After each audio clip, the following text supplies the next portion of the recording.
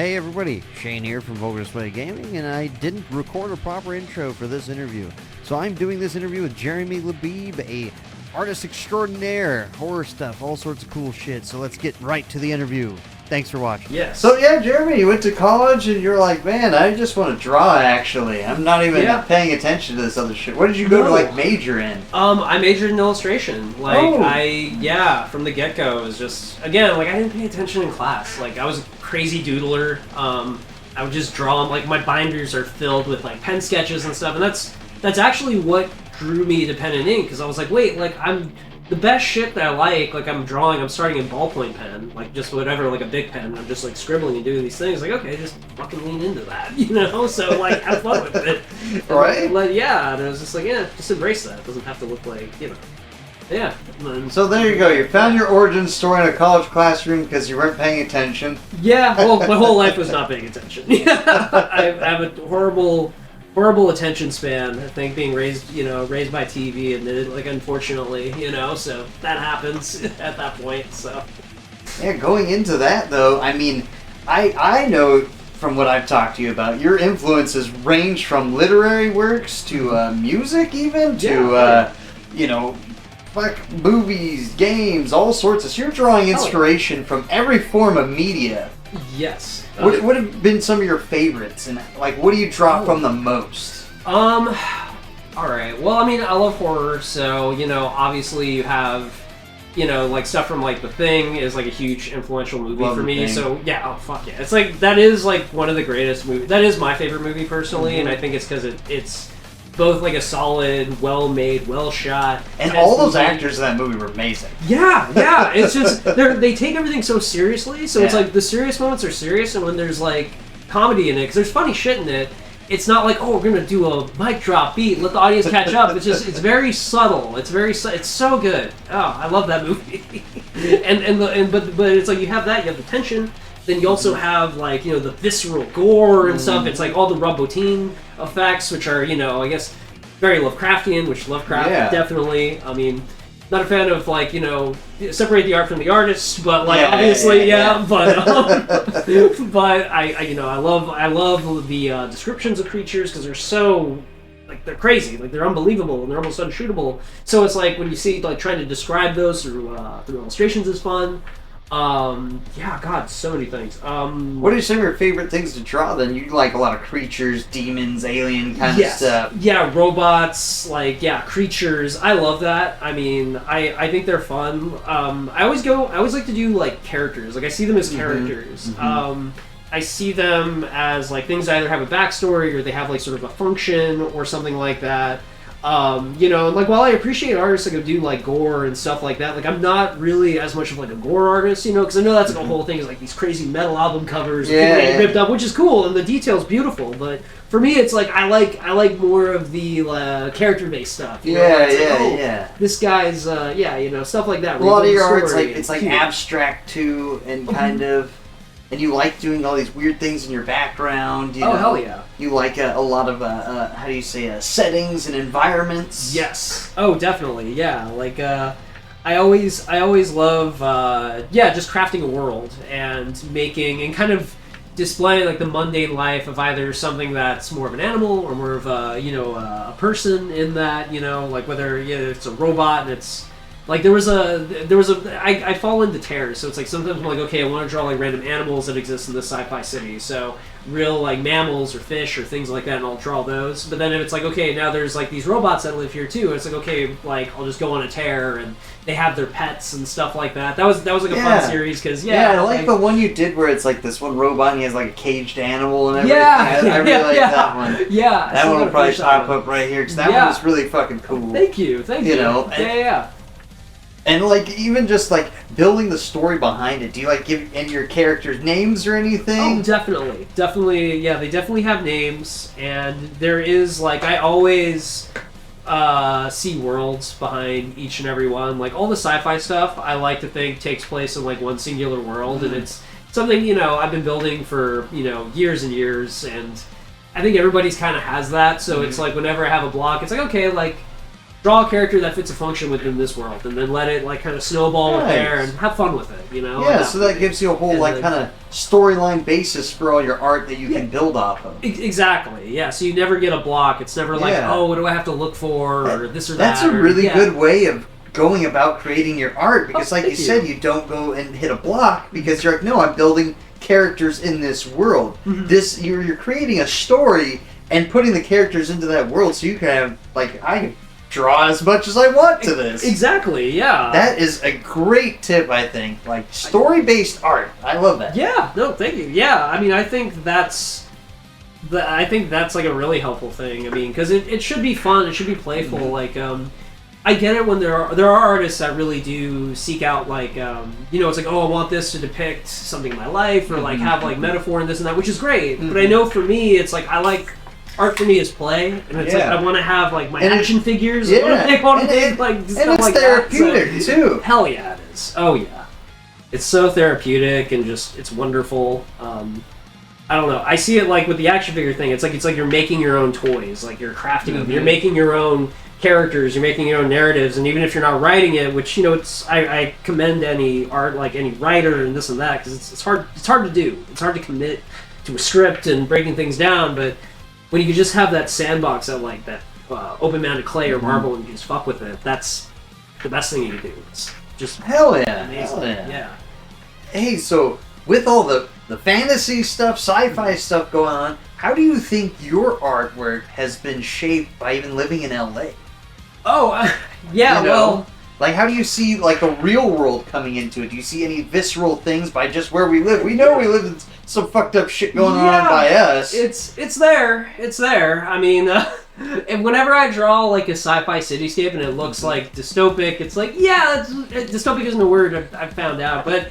Yeah, that's coming from living in LA. I was around it a lot. Like, I live in, like, more so in the valley, I guess. But, yeah, it's definitely that. I mean, it's a crowded city that's staring upon you. It feels like it's more like the construction and everything else is going on for the buildings themselves rather than the people that are living there. Yeah, so that definitely comes out. That's definitely there. It's never, like, the forefront, but it's there. It bleeds out, you know? It's a thing. It definitely happens. Because it's crazy to think that like sometimes artists are shaped by where they live too, you know, and then that plays into it, like you said, a dystopian landscape, because that's pretty much what fucking LA is, pretty much the actual city. It is. I mean, and it's not getting better. I mean, I love it. You know, I get like it's funny. I have this like weird relationship because like I'll hear people like from out of town, like I'll talk shit about it. You know, we'll talk shit about it. And then, because we're from here, it's fine. But then somebody else out of town's like, oh, it sucks. Like, hey, fuck you. Go back. Like, you know. Like, fuck you, dude. Like, go home then. For me, it's like to go on a tangent of like where we live and why. It's just, I love that the amount of shit here there is to do. And when we were talking music, and even today we were just like, we just both scored tickets to go see Bruce Dickinson at the fucking Whiskey. Yeah, no, and it's like, and you're not getting that everywhere else. Like, unfortunately, it's like everybody fucking comes here. Yeah, that's what I'm saying. Music-wise, it's just like, there's things I hate, but it's like, I never want to leave just because every tour comes through here. You do. We have special shows like the one we're going to. It's just like insane. No, it is, and even movies. Like movie premieres, everything. Like small brick and mortar theaters, like it sucks. We still have so much of it. Hey, go support local theaters. Support your local artists, local bands, and local theaters. Yes, if anybody here, support the Lemley, support the Los Feliz 3, the Vista. The Arrow in Santa Monica. The Arrow in Santa Monica. The Egyptian I still have yet to go to. I haven't gone since the redo. Yeah, I want to go there. Me too. It's cool theater, but they redid it. Like, it has the old Grauman architecture now. So yeah, it looks really cool. Yeah, so... I gotta go back. You just reminded me to go back there. Hey, so we talked about the real world stuff. What about specific artists? Like, who do you really look up to, like, in the art world? Anything. Yeah. No, I mean, huge influence. Like, Ralph Steadman was fucking huge for me. Like, I read Fear and Loathing in Las Vegas, and I was like just geeking out on like pages and all that. Ian Miller is another artist. He did a lot of stuff for. He actually did a lot of stuff for Games Workshop for Warhammer. Did a lot of stuff for Ralph Batchke, like a lot of the backgrounds and stuff for like Wizards. Cool World, and was it Cool World? Wizards, and then I think he worked on the Lord of the Rings stuff too. But his art's fucking brilliant. Like if you look up his stuff, like it's gonna be like, oh shit, okay, yeah, that's where I steal all my shit from him. I steal all his shit. He's the artist that like implements me the most, and I'll say that. So yeah, these aren't original works. He's just copying them. I'm copying from like Xeroxing them and saying these are mine. Exactly. Yeah. I'm yes, exactly. No, but he's huge. He's fucking amazing. Yeah, I steal everything from him. So him, Ralph Steadman, Ted McKeefer is a comic artist I really love. Nice. What kind of books has he done? He did a lot of indie stuff. He worked with Image. He actually. I love a lot of the Image art. Like I have like piles of comics over here. Yeah, there's that. I mean, because that was like that sweet spot, just era of independent comic books. It's just really fucking. Image cool. is still making great stuff. Oh yeah. Well, they've worked into a new era because like now I think it's like you're getting a lot of younger artists from like there was a period I remember where they're getting younger artists from like that had like online scenes that were actually like developing stories through them and whatnot. So yeah, they're fucking great. I love Image. Like Walking Dead back in the day, and have you seen any of the new stuff going on? Like I know now they brought like I talked about this because I started a comic book podcast too. I was talking with my buddies and we cool. The Energon universe now. So it's like literally Transformers, G.I. Joe, and like Cobra Commander. They're all like in the same thing, but the artwork is simply phenomenal. Fuck yeah! Like I'll shout out that book. Yeah. Check out the Transformers book because you have Starscream squatting people and like they blow up, and it's like incredibly gory Transformers comics and violence. It's amazing. What I want. That's what we need. Yeah, I'm for that. Yeah. It should be kind of violent, right? Like there had to be at one point somebody's inside the car when it transforms, and like, a school bus. You should do that. Do a fucked up Transformer that would be fun. Like somebody got stuck in like Optimus Prime's truck bed, and it's like oozing out blood through his joints. And you see an arm sticking out. That would be great. Yeah, just arms and little hands. One guy like half their body is just like they're crawling away. Maybe it would be like, what's the most fucked up situation? Like a school bus of elders in the Grand Canyon turns into a Transformer. It's just like the worst shit. Yeah, that'd be great though. I don't know. You gotta send it to Michael Bay. He'll make a movie out of it. Right. All right. Yeah. Hey, so have you ever thought about like making a short like comic or something? Oh yeah, I always do. There's always, it's, the big thing is writing it, it's tough, but I would love to work on a comic, I would love to, write my own, it's something I've always thought about, I think that'd be fun as shit, 'cause I love comics as a medium, and I grew up with them, like, half of, like, my learning came from picking up dollar books and just, like, kind of pouring over the art and getting into that, so... Yeah. When you go about drawing and when you were starting out, did you draw like specific limbs, or you're like practicing like I'm just drawing hands today? I know sometimes artists do that. Or yeah, it was for me, depending, because like the big thing I learned first was like gesture, so it was like kind of like getting the whole form and making things not feel disconnected. Gesture, proportion.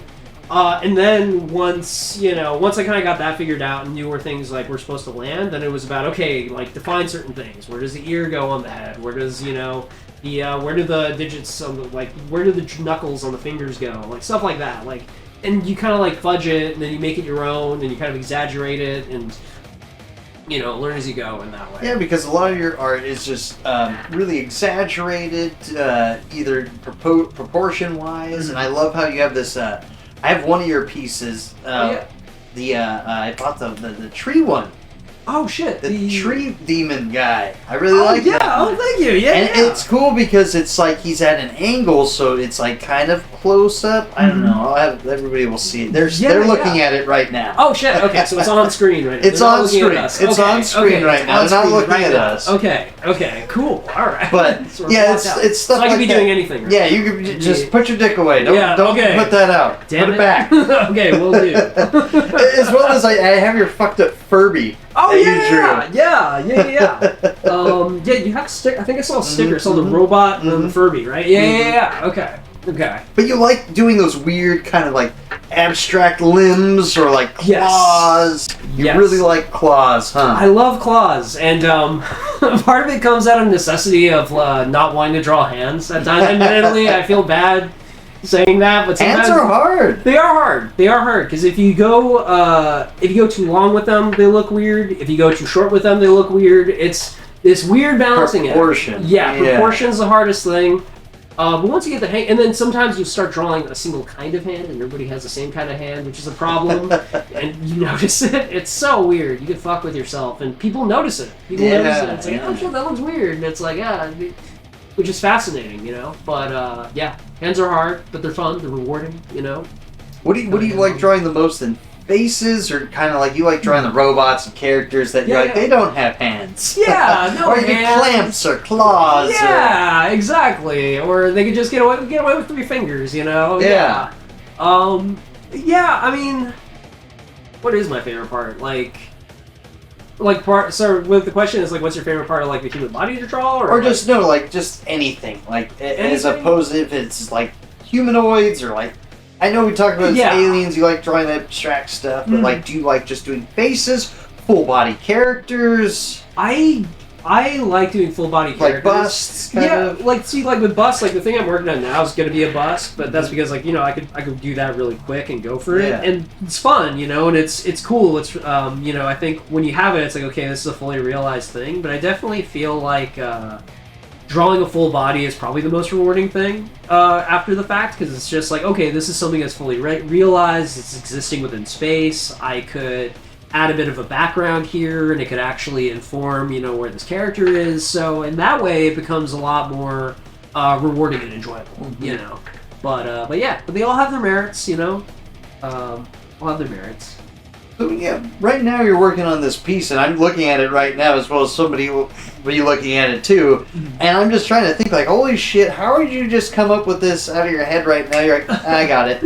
Is this something you've drawn before, a character, or is it just like, fuck it, I feel like drawing like kind of a goblin kind of creature right now? Yeah, so admittedly, I did start on, I've been drawing a couple goblin creatures, and even the sculpture I've been working on now is like a goblin, so I kind of just went for that. I was like, okay, like, I've drawn this a couple times, and I could go back to it, but I could do some things a little bit different with it, you know, because, you know, I just wanted to kind of, like, work with that at that point. It's like, okay, I could change it up, I could give him his own, you know, sort of look or feel, or change it up. So, yeah, admittedly, I have drawn creatures like this. Like, I think I put one last, it was like a plant, called, like, a grogi. It's like this little, like, tubby, gremlin guy, but they have little leaves on them and stuff. So it's kind of off of that, you know. It's like, okay, same sort of thing. You could do a little goblin guy, work with some flesh and all that, get the head in there, but we'll see. We'll see with the rest of it. Yeah. I might do some tech stuff with it too, because I'm looking at it and I'm like, maybe they could be one of those. What do they call them in Warhammer? Like the floating heads that go with the Adeptus Mechanicus. Yeah, right. Yeah. Okay, so I might do something like that. I might again cool. Steal influence, you know, from Warhammer. Exactly. Hey, so like again, this hasn't been taking you that long to do. What's the piece that you're most proud of, and it's taken you like the longest that you stopped, and you're like, I got to come back to this, and you kept going on it? So, it's funny because there is a piece I have. It's actually over at the Hive right now. I call it the Quarry District, and it's like this big cityscape. And it was made up of like literally. It started on a sketchbook page about yay big, but then I was like drawing off the side, and I changed the whole narrative so of like what it actually represented. So I added another page right next to it and kept like tiling stuff, and I printed out all this stuff. But literally with that one, like, I don't know if it's the one I'm the most proud of. I know it took me the longest time, and it took me the longest time to make. Like, how long do you think? Like a couple years. Really? I put it away. Yeah, I put it away. I would like leave it for months, and I'd come back and do this and that. But at the same time, the ending, it was just like, hey, like, I know I've moved on as an artist from this point. Like, it's not bringing me as much joy. It's just staying there. Just frame it, put it away, do your last little things, just fucking leave it. You know, like because you have to move on, because then shit won't get done. So I'm happy with it. It's kind of like warped and weird. There's things I would do different, but I guess in that way it taught me something. So that's important, you know. And at the end of the day, so that I love. Yeah, trying to finish your work, right? Yeah. All right, you know what? Like, say that's a good thing right now. If you're an artist or anything, always finish your work. Put it aside, come back to it. Yes. You know? Yeah, just like finish it, leave it. Like the thing is, it's never worth having something that's just gonna sit there forever. Yeah. I'm a big proponent of like always keep making new stuff. Never get caught up in the idea of like, oh, I'm this kind of artist, or I'm that kind of artist, or I do this sort of thing. Just have fun with it. Speak to yourself. Never make it a prison. You know, I think that's important. Just never make it a prison. Yeah. So what's the thing that you're most proud of, though? That you're like, this is my favorite piece I've ever done. Is there something that you won't ever like? Well, you could sell copies of, but you're like, you know what? I don't want to sell copies of this one. Do you have any pieces like that? But granted, you always want to like making money off your art. It's great. Yeah. Well, like it changes because it's like it changes. I'm always gonna sell copies of them, depending on what they are. Like if I figure it makes sense to sell copies of them, I will. But I'm trying to keep it limited now. Like I've been numbering my prints, so it's like, hey, that's one and done. That's it. That's where it existed. If you have a piece of this, like that's gonna be it. So that makes me feel a little bit better about selling copies of them at that point. But there are some, like the robots, like I don't want to like lowball sell them. Like there's some sketches I'm like, like, you know, whatever. A little bit, like $100 or whatever, like go for it. But there's some where I'm like, no, I'd rather, I have an emotional attachment. Yeah. Like there isn't. Well, then you got to think about how long did it take you to draw this? Like what do you average spend your amount of time per drawing? Depends, or no, usually it's like a few hours. Sometimes it's a couple days if I need to, like, you know, just step away, come back, because again, like I was talking about, like making it a prison. Like if you overwork something, you could destroy it, and it's just like, hey, you're not in the headspace to draw this character, this thing, and that's okay. Just embrace that and like back away, come back, and then you're gonna come back at a point when you enjoy it again. And then when you find that love, you can make it happen. So you kind of need that, you know. So it's never really time for me. I work pretty fast. So like, you know, I love drawing fast and making stuff fast. I love the gesture of it. But yeah, I don't know. Cool. Hey, so a lot of your work, you like the fantasy, like the gothic art. Yeah, definitely. Do you ever try to inject like something like, say, like, you know what, I'm feeling like kind of social commentary in your art or something? You know, we talked about the dystopian landscapes and all of that. Yeah. You're like, you know what, this is how I feel like society is nowadays. Yeah, I mean, that's sort of the thing. Every day I'm thinking about that shit. Like, it's on my mind. Like, you can't escape it. Like, the news cycle's in your face. You're getting a notification talking about, hey, guess what? This place blew up. Like, these kids are dead. That sucks. Yeah. So it's like, that's always there. So when I draw, it doesn't come without that. Like, that's always through my arm. But I'm never drawing something that's strictly depicting that. If that makes any sense. Like, I always see the worlds they take it place in. If it's sci-fi, like, the worlds, they have that... Some of the same sort of like world, like atrocity and this and that going on, but never so strictly defined, you know, because... Well, like you said, there's a point where it's like you said earlier, we're trying to convey a certain message, but mostly it's just fun. You want people to, I guess, lose themselves in it and to, like, interpret it in their own way, and like, wow, this character's in this kind of world, and they can build upon that too. Totally, yeah. Like, and that's the most rewarding part. Like, I never want to take that away from anybody, because I know the art I enjoy, like the movies I enjoy, the music I enjoy, it, you know, the stuff I get the most out of, like, requires participation, and I don't want to take that away from anybody with my own work. Not that that's the main goal. Like, for me, the main goal is, again, to have fun. I like monsters and robots. I just want to draw monsters and robots, man. Like, that's my thing. I want to do that till the day I die. It's just, you know. Dude, like I said, the fucking monsters and robots are great. I fucking love it. Thank you. What has it been like? I know you've been touring the country, hitting all these oddities road shows. Like, how has that been? How has the reception been to your art? It's been amazing. It's been motivating. It's been eye-opening. It's been fucking wonderful. You know, it's cool to just go to all these places, like places I've never been. Like, the last place I was in was Houston, and that was cool as fuck. And everybody's super nice there, and yeah, it's just been awesome because you just find your people. Like, you realize that we're all into the same shit. We're not that very different. Like, you're gonna find your metalheads, you're gonna find your horror movie fans, you're gonna find even people that have jobs you don't even understand, or worlds. Like, it's crazy. Like, I talked to this guy in Richmond, and he was because I have a gnome drawing. Oh shit. I have a gnome drawing, and he was talking about how he has a collection of gnomes on his land. And like the lawn gnomes? Yeah. He has lawn gnomes, and he has like zombie gnomes that fight like the other gnomes. Like, wait, he's What was it? Like, he dropped something. It's Well, wait. Yeah, Is he fighting with the gnomes, or are they like he walks outside? He's talking to him. No. He places them. Sorry, I said that really weird. Yeah, so, he's so this insane man came up. He came up. He's like, those gnomes. He's trying to talk to me about these gnomes, and he's like, your gnome picture reminds me of the gnomes fighting on my lawn every day. Yeah. Like, I did. You know what? Actually, I did get somebody talk about is it the Duende? Is that what they're called? I think I could be saying that wrong. I don't want to tell your editor what to do, but he might know. Like that'd be a post thing to so I don't spew bullshit right now. But there's I think it's like a South American gnomes. I'm pretty sure, and they move around at night and stuff like that. I think they're called the Duende. I could be wrong. Somebody came up to me and was telling me their stories about that and. I don't know, they were saying, I came home, I was a little kid, and then I saw one in, the corner of my room, and I was like, holy shit, and, dude, I don't fucking know, anything could happen, I'm agnostic, I have, no beat, I have no answers. It reminds me, what was that one horror movie? Which one? The little people living in the walls and shit, remember? We're gonna pop it up here because I don't remember it, but they went to move to this mansion and there was all these little things and they were talking and there was a bunch of them. Is that they? What, I don't know. There was a bunch of them. Yeah, there were these little gnome things that lived in the walls. I don't know. I don't know. And they killed them at the end, burned them all or something. Holy shit! I don't know. I know the gate. And that's where they find the hole in the ground and there's those little gnomes. Have you seen that one? It's with a young Steven Dorff and it's a good movie. All the gnome movies will be popping up. Okay, for you to enjoy as well as his gnome art. Yes, we'll throw the gnome up here too.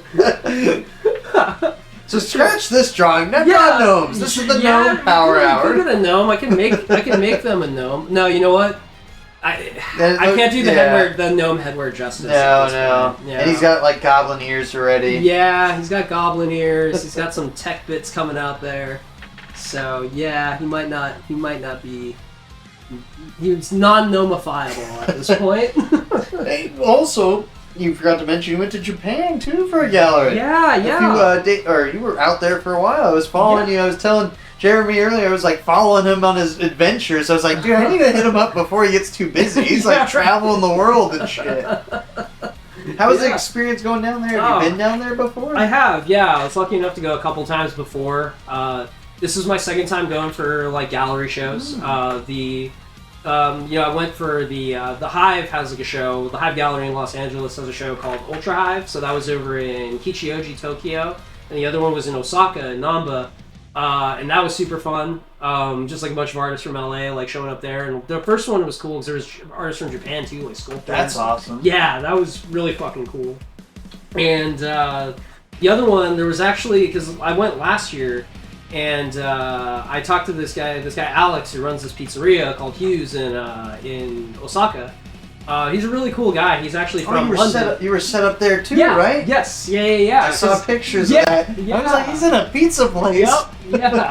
Yeah. It's good pizza too. I was like, holy shit, this is great. And this is the thing, just to clarify for everybody here, when I go to Japan, I eat all the cuisine. I get the ramen, I get the sushi. I'm not eating fucking just pizza, but It was good. Yeah, he was really cool. I met him last year, and he was like, "Yeah, if you come on back, just hit me up, and we could we could work something out. We could set your art up." And I was like, "Hey, I'm coming back." So he was like, "Shit, okay, yeah, set up your stuff, hang out." And how was the reception of a whole other culture enjoying your art, as well as all the other LA artists? Shout out to our buddy Tamer. Yeah, he had his comic he put in Japanese, which was cool. That was really cool. I saw that. Yeah. The Leopard of the Sea, right? Yeah. Sorry, I need water real quick. No problem. Sometimes when I speak too much, throat gets all weird. Yeah, no, there was a good response. People liked it. People were into it. I think they like the ink work. They like the grotesque stuff. A lot of kakioi, sugoi, suge. They're really fucking into it. And it was actually I was honored because there were artists from Japan there. There's Daisuke Funaki. Yoshida Iada, Robert Edwin, so these guys are crazy fucking good artists. Some do these really cool sculptures, some do amazing ink work and stuff. So to hear from them, they're like, "Holy shit, your stuff's awesome!" It was That's incredibly awesome. validating. Yeah. Wow. that's So cool. people like even above your peer standards Oh, were yeah. like This holy is shit, cool. and you're like, whoa, Yeah, taken aback by that. Definitely. That's yeah. inspirational, right? Yeah, I get so. It's validating to what you're doing. Hell It yeah. validates what you're doing. Definitely, yeah. And I shrink back. I'm like, thank you, because it's like it's a lot to take. I'm one of the worst people at taking praise. Like I get like, thanks, yeah. Like Well, we're all our own yeah. worst critic, and you probably judge a lot of your own work. Oh, but to God, hear it from yeah. people you admire, Yeah. you know, It's huge. It's really huge. You know. and going to a whole other country too to show all this. Yeah. And those artists, you know. Yeah. Oh yeah. Have you been anywhere else for other gallery exhibits? For gallery shows, not really. I mean, it's like Japan. Where would you like to go? God, where would I like to go? Thailand would be fun. I've never been, but like I hear the art scene's really cool out there and wild. So like I think that would be a lot of fun. I think it would be fun to show in the UK too, mostly because like a lot of the illustrators, like I'm a big 2000 AD fan, and we're talking a bit about like Warhammer and stuff too. Like the art in that's like so fucking cool. So like it'd be cool to like kind of get out there a little bit. Fucking where else would be cool? I don't know, Mexico. Mexico City seems pretty rad. I hear good things about it. So like, you know, that'd be fun. Anywhere really, I'd be down. Like, Have you drawn any other influences from cultural wise? Like their artwork and everything, not like their fantasy stuff, like actual like historic art, I guess. I don't know. you know, Cultural art. I would say for sure with like cities and stuff, like Tokyo definitely comes to mind. Yeah, like the wires and stuff. I'm always thinking of Tokyo. I'm always thinking about how stacked that is. Like when you go there, it's nuts. Like everything's layered on each other. Yeah. And it's just like holy shit. Okay. So that definitely comes through. I'm a sucker for Spanish tile. So like you know Spanish influence and stuff kind of comes through. You know I like Gothic cathedrals, so that's obviously you know what is that? What would that be like? French or whatever, European. Yeah. It all blurs in that way. When I was young, I got to go see the. I was lucky enough to go to Spain and see like the. Forget the Gaudi, the building, the hotel that Gaudi has, but it's fucking insane. Like there's hallways that look like the bellies of snakes. Really? You know, yeah. You go through it and it's like it feels like a rib cage. So all that really informed my artwork. And he was like a Spanish artist from years ago, so it all blends. It's there somewhere. You know, it's all. How do you even see just like, I mean, going to see all these different cultures, these different countries, all the stuff you've seen, how do you see art playing a role in today's society? Like, what do you think art means to people nowadays? It depends on who you ask, you know. Which it should be. It's all interpretation, you know.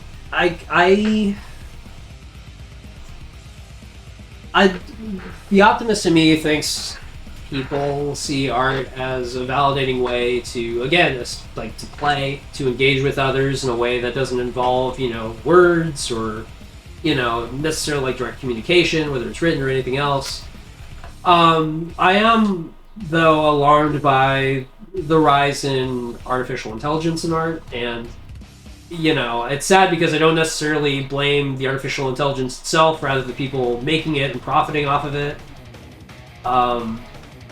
But then again, at the same time, people have a resistance to that. You know, there's people that say, "Oh my God, this is AI. It looks like crap. This and that." So, well, that's what I was gonna go off of next. How do you feel AI is like, you know, getting into the art world? mm-hmm. Do you see it like getting insane? Because there's gonna get to a point where these machines it's not actual AI. It's all learning machines. Yeah. Whose art are they feeding into this? See, that's the big problem. And where are those gray areas? Because if they feed all of your works into an AI and it starts spitting out stuff in the, you know, the way your artwork comes out, do you think you should be compensated for that? I think so. Yeah. I 1,000,000% think so. I mean, because obviously somebody's profiting off of it, right? At that point, so it's not like there's a difference between like you know. You're right, like earlier I was talking about like Ian Miller. He's a huge inspiration to me. It's like, yeah, but I saw his work, I studied it, but I'm not like taking it to directly profit. Like it was like a learning thing, it was an inspiration, I'm grabbing pieces here and there. That was like a concerted effort. It's not somebody like a producer saying, hey, I want you to take something in the style of Ian Miller and I don't know, let's say Van Gogh and mash that together and then make a product out of it. You know, it's not for that. It's like one's for personal growth, the other is to make a product. And at that point, yeah, those people should be like compensated. So direct, and it's just image matching. So yeah, I think. How do you think AI should be used ethically? With you, so how would you set it up? I mean, it's hard, right? Yeah, I mean, sadly, the cat's out of the bag. So I don't know if there's necessarily an ethical way to use it for art at this point. I mean, there's good uses. Like there's predictive software that could be used to like even pick up like cancer diagnoses. Like, you know, they can predict whether or not, you know, certain diseases and like family lineage and stuff. That's great. That's great. Also coding, because you know, you hear about these, like, there's a lot of game studios that have like crunch culture and this and that, which sounds awful, you know. So it's like if there's a way to like break down certain processes, like it's like it could kind of help people have a better work-life balance. That's great too, you know. Like I could see that, but if you're gonna do it to replace an entire workforce, like, or not even a workforce, like an entire art division, or just like an expression. Let's go get more primal. It's just like a whole level of expression. If you're gonna use that to take away something that brings people simple joy, like what the fuck? Like what are we doing here? Like this is right. It should like I don't know. I don't get it. You know, it's weird. I don't know. I mean, what are your hopes going forward with all of this? My hope is individuality perseveres, that the stuff that's AI that's going to come out, because it's going to happen, like, you know, just that's going to be the way it is, like people are already, you know, going to go forward in that way, is sort of sussed out as being like, oh, this is soulless, this is lame, this is crap, like we don't like this, and it's going to make people more critical and want to see new things and want to actually have artists involved and have that fingerprint, you know, or have that footprint. I mean, because I hope for it. Because look, some of this stuff's getting pretty wild. You know, sure, it's looking pretty good, and it's only going to get better. Oh yeah. But what my fear is, do you think it will discourage people from drawing? It does already. Because it's like, okay, why am I going to create something like that when I can just have this machine do it for me way better, way faster? Because humans are like, we're inherently lazy, and we like taking the easy way out of things. Yeah, and it's sad because it does, and the main hope I could have is that people find the love of process. Because, like I was talking about with play, like, art's a process for me. It's never really about the finished thing. It's about making it and enjoying, like, you know, just getting lost in it and having fun and layering and listening to music, listening to, like, you know, watching a movie, like, just doing something and just kind of getting lost and building something within that time. Like, that's art. You know, it's not the finished product. It's not what's out there at the end. It's that time in between that you'll never get back. That'll never exist again. So that, I hope the love for that is seen. Like, that's the one thing I can say to anybody out there that's like, oh no, it's bullshit, it's all for naught. It's like, no, like, just try it, just go for it, just make something, just fucking make something. That seems like that's the problem with today's society, that instant gratification where we want everything now. And if it applies over to the art world, that's going to be it's terrible. Yeah. So that's why I'm glad, like, you know, shout out to the Hive Gallery where you can go and see a bunch of artists creating all sorts of stuff, from sculptures to like, you know, like I got some pictures popping up because I've been there and I've seen all the weird shit they got going on, you know? Yeah. So hopefully that inspires people, like, I want to create something like that. You know? Because, I mean, as of right now, I guess you could say it's practical art is gonna be still a thing. Because unless they have a robot making clay sculpture, which I don't know, probably is. I mean, there's an argument to be made. 3D printing is that. I mean, I don't shit on 3D printers. Like, people that 3D print, it's cool as fuck. It's cool as fuck. Not shitting. Everybody does that. Like, if you do something in Maya, that's cool. Don't worry. We just shat on AI. The AI overlords are watching. Yeah, they're watching right now. They're text to speeching me saying that you're all assholes. Yeah, no. No, but I mean, people could make that argument. But obviously, there's still craft work involved. There's craft work involved there, you know, yada yada. And I think that's just that's more of a tool to me than AI, which is literally taking concepts and blah blah. Like, there's no in between. Yeah, exactly. Touching on what you said earlier and like how the experience, that time in between making art. What would your advice be to somebody who is like, you know what, I really want to start drawing, but I'm not that good? Like, what would you tell somebody, like, to keep going and like how to get into all of this? You're gonna get better. You're gonna fail a lot, but you're gonna get better. You know, and that's the thing. I sucked like God. Like, decade ago, maybe. Yeah, I sucked. Yeah, what was this? We're 24 right now. I wasn't good. Yeah, 2014. Like, no, I wasn't good then. No, it took a lot of stumbling. Like, I was horrible at shadows. I was like, my people looked all the same. It was bad. Yeah, no, it wasn't good. No. So you just got to keep going. Like, you just keep doing it. Just do it every day. Have fun with it. If you like it and you find a joy in doing it, fucking do it. Have fun. Learn. Ask questions. Like, look up stuff and keep trying. Just, it's fun. You're gonna get there. Anybody could draw. Anybody could draw, I think. Exactly.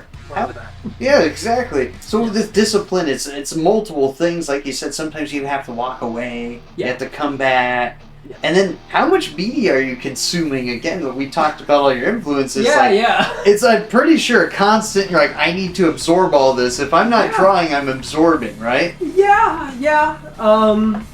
I suppose so. Yeah. If I'm not drawing, well, I mean, it's not just constant media consumption too. Like, I try to get out. I try to go to the gym. Try to work out. Try to do that stuff. Well, everything, being outside. Hanging with people. Yes, that's what I'm saying. Yeah, you need that. Like, as an artist, I'm pretty sure, like, even normal things that, like, I wouldn't think of, you're like, well, this is inspiring, or this I can do. Hell yeah. That's what I'm saying, just absorbing everything around you. No, yeah, like, is it just constant, like... It's constantly going, yeah, that's why, I mean... It's funny because, like, I'll take a sketchbook with me always. I always take, like, a beat-em-up sketchbook, like, something small, and if it's, like, I'll see a faucet, I'll see something, and you just draw the shape of it.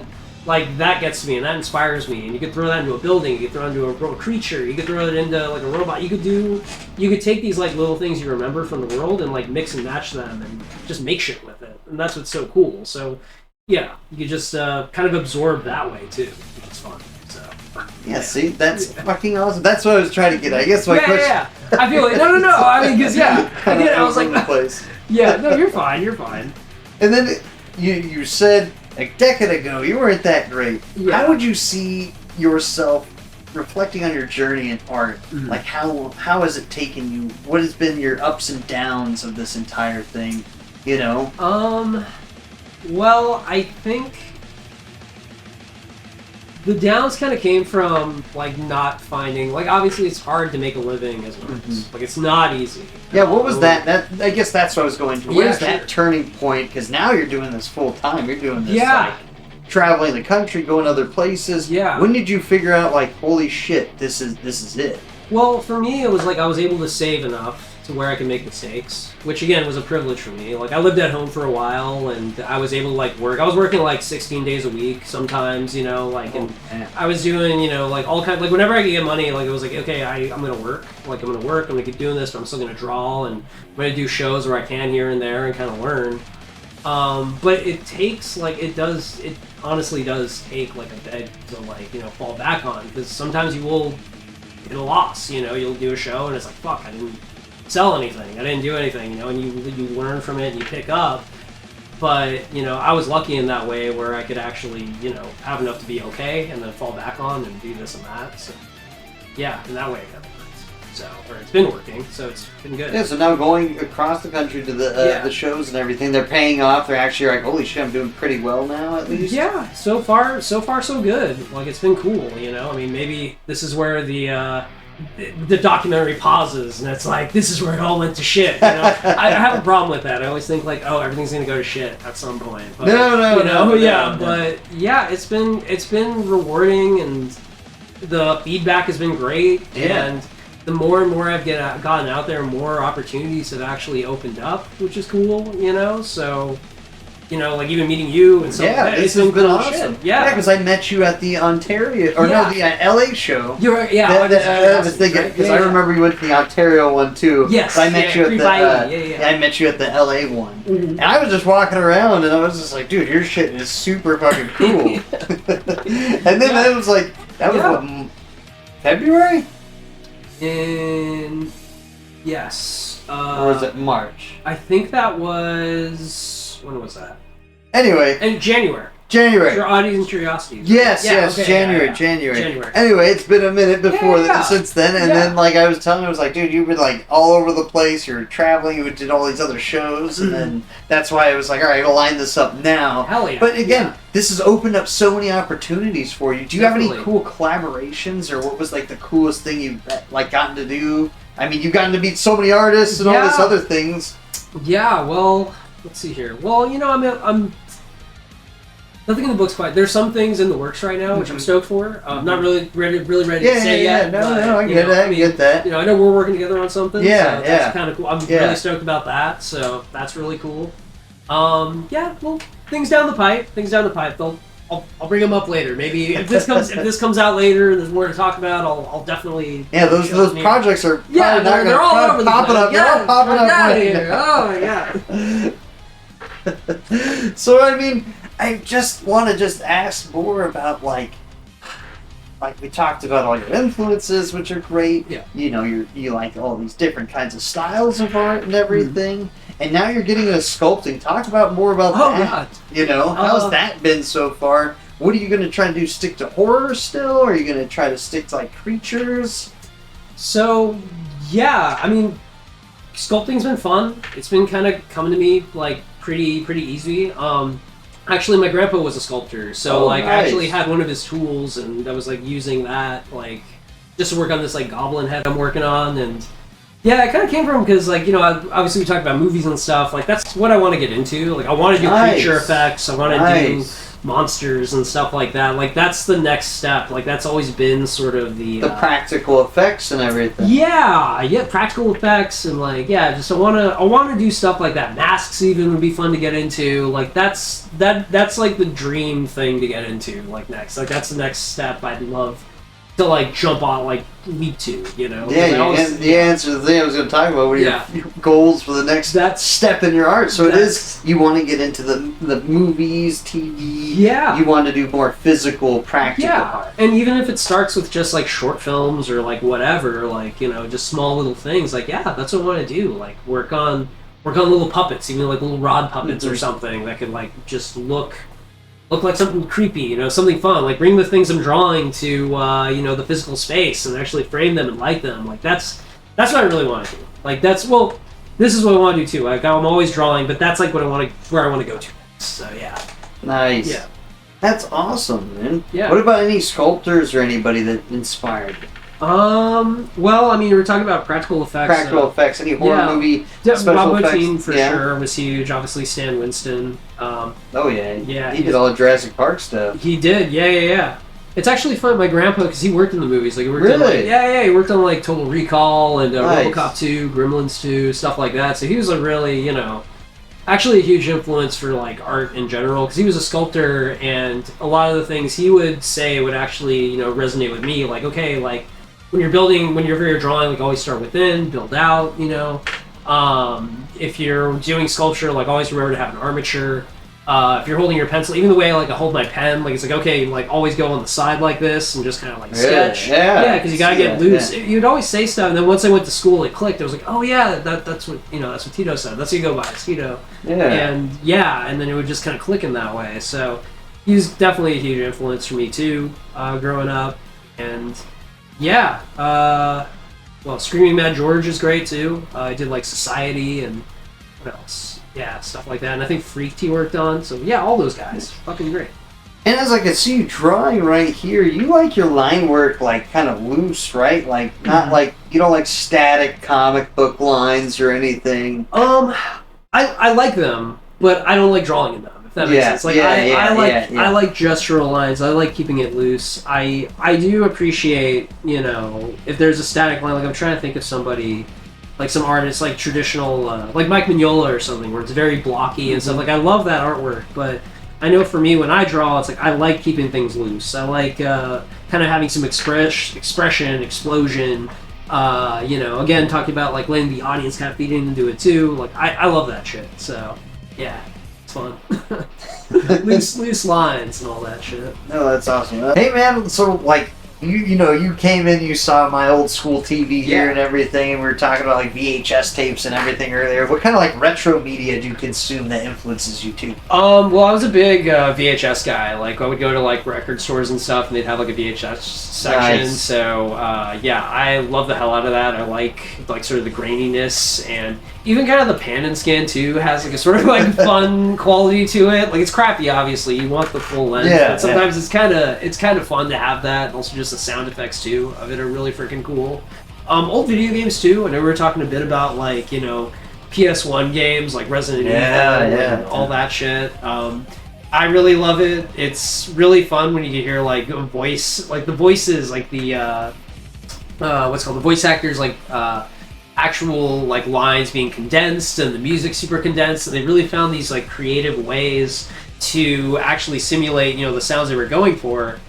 And for music especially, like it kind of creates its own genre. Like I don't know, you probably know like the GoldenEye soundtrack. Like, yes, it's iconic. Fucking rips, but like.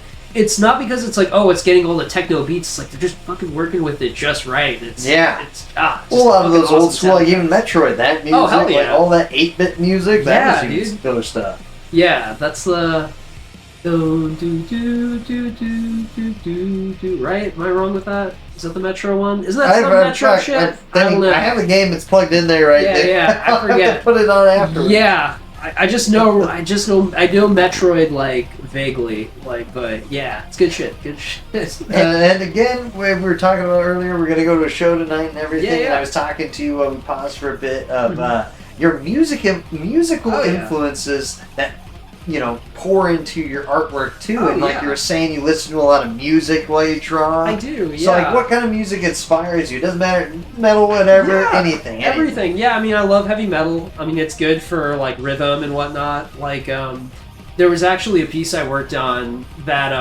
because I got COVID and it was like this weird spore with like a castle coming out of its head.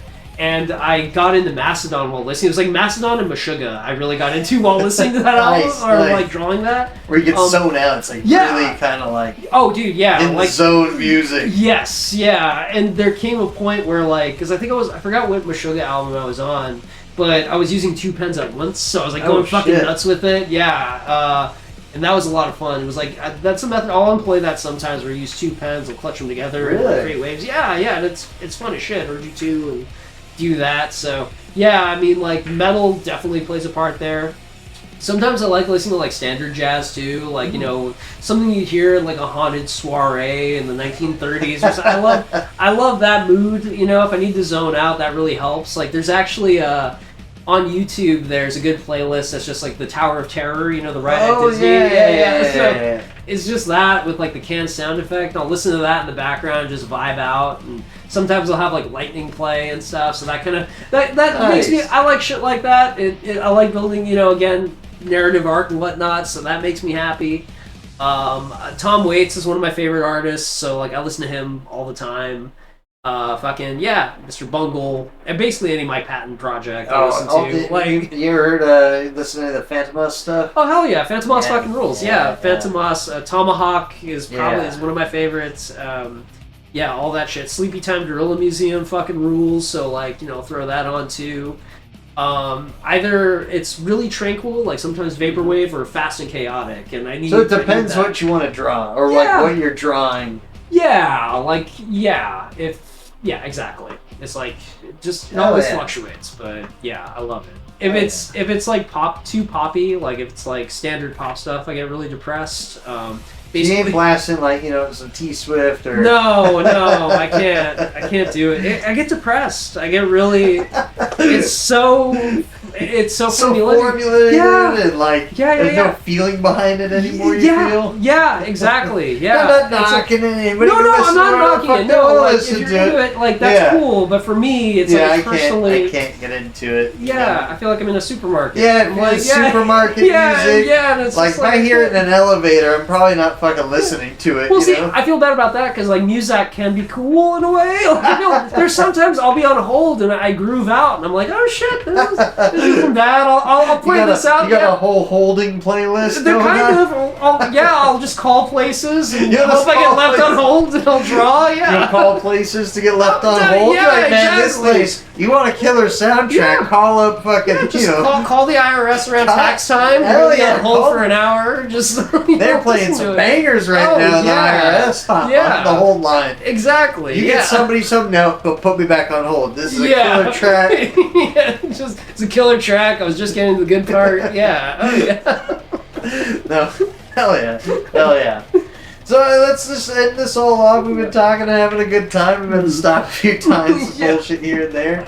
But what about some of your upcoming projects, upcoming Yeah. shows? What do you got going on? Where can we find you at? What do you want to tell the fine people in the digital world? Well, to digital world, yeah, I'm going to be over at Oddities and Curiosities Expo throughout the year. My next one's going to be April 27th in Philadelphia. So if anybody's watching in Philly, I'll be there April 27th. I'm also going to be at the World Oddities Expo in North Carolina, March 11th. May 11th. I got things mixed up sometimes, days and all that. No, May 11th. Not going back in time.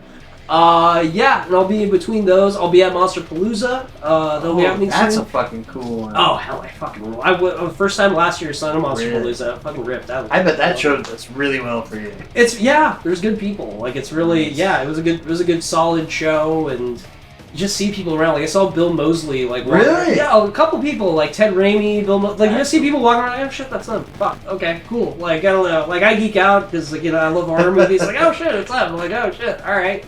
But, yeah, so Midsummer Scream, Monster Palooza, Midsummer Scream, like a bunch of oddities and curiosities. Is the Midsummer Scream one down here in LA? Yeah, it's in Long Beach. Okay. Yeah. It's gonna be in Long When's Beach. that one in July? Or That's in July. July. Yeah, that's in July, I believe. Yeah, so you got a whole fucking thing lined up for the rest of the year. My That's year, awesome. I got my calendar. It's all awesome. set. Yeah, it's all set at this point. So while we've been talking, all of them are popping up here. All the posters just of where cover. he's It's going like to be at. it's like a NASCAR. Exactly. Just throw the shit.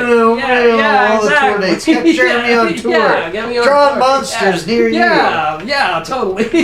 In the city near you. That's the goal. Yeah.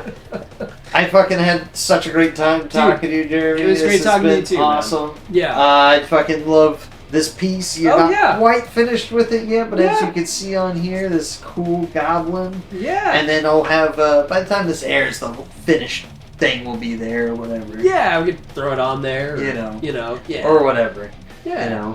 But I want to thank you for joining me. No, Shane, thank you for having me, man. Yeah, I want to thank everybody for watching, and I hope you check out Jeremy's art, as well as support other local artists you know.